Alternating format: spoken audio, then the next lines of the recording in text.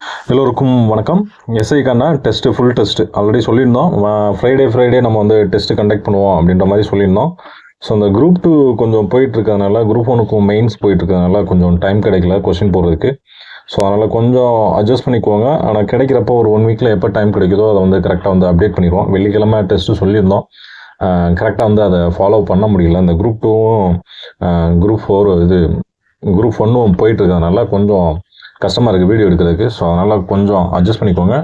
நம்ம சொல்லி இந்த 4 டெஸ்ட்டும் சொல்லியிருந்தோம். ஸோ அந்த 4 டெஸ்ட்டும் உங்களுக்கு கண்டிப்பாக வந்து கொஸ்டின் வந்து அப்டேட் பண்ணிடுவோம். அப்படியே இல்லை அப்படின்னா நம்ம டெலகிராம் சேனல் ஃபாலோ பண்ணிக்கோங்க. நம்ம வெப்சைட் வந்து ஃபாலோ பண்ணிக்கோங்க.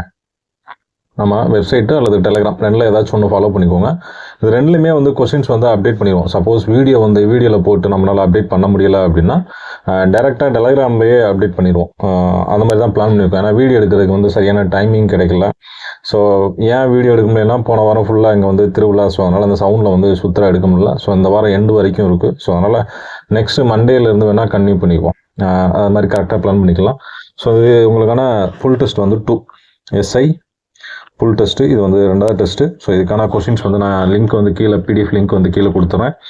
ஸோ லாஸ்ட்டு டெஸ்ட்டே சொல்லியிருந்தோம். ஒரு சின்ன ரெக்வஸ்ட் மாதிரி தான் அது.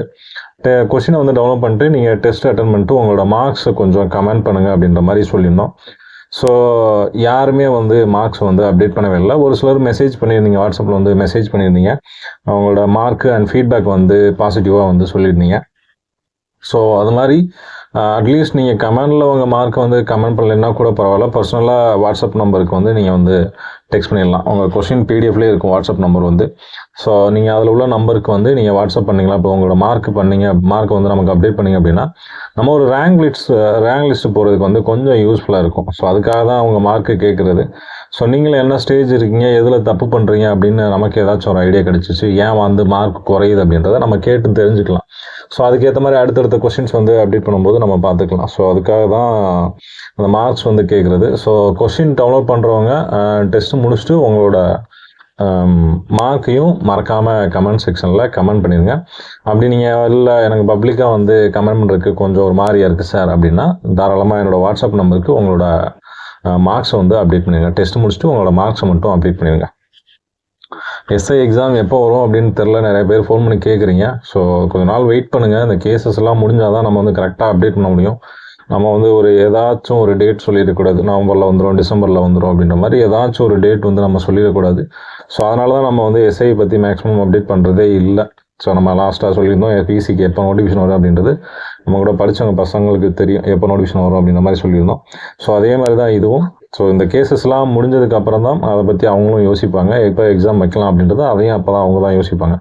ஸோ அது வரைக்கும் நீங்கள் வந்து டயர்ட் ஆகாமல், ஸோ வேறு வேலை வெட்டிக்கு போயிடாமல் படிக்கிறதுக்காக வந்தீங்கன்னா அந்த வேலையை மட்டும் பாருங்கள். இல்லை நான் வந்து திரும்ப போயிட்டு வந்து வேலையை பார்த்துக்கிறேன், இல்லை படிச்சுக்கிறேன் அப்படின்ற மாதிரி எதுவும் வெளில போயிடாதீங்க. இந்த ஃபீல்டை விட்டு வெளில போயிடாதீங்க.